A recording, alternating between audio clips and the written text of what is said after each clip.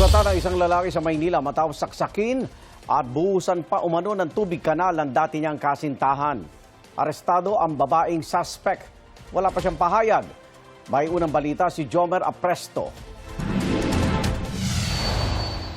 Lagi naman sir, lagi ako hinahampas ako ng kahoy.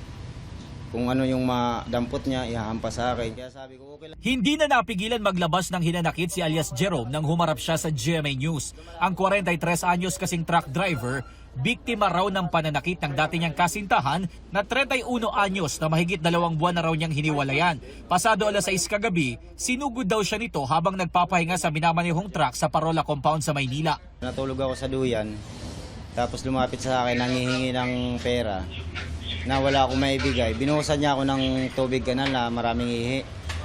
Tapos nung tumayo ako, yun, inindihan niya ako ng saksak. Kaya may tama po ako rito sa braso. Uulitin pa raw ang pagsaksak. Mabuti na lang at nakatakbo siya papunta sa barangay. Dito na nakita ng mga nagpapatrolya ang pulis ang nangyaring komosyon, kaya agad hinuli ang babae.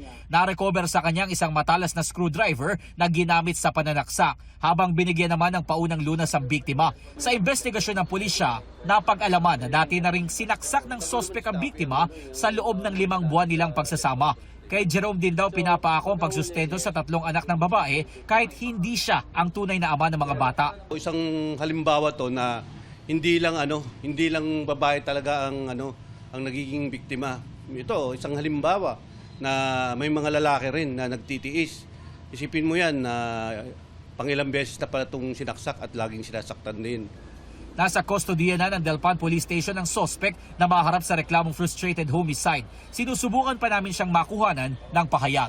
Ito ang unang balita. Jomer Apresto, GMA News.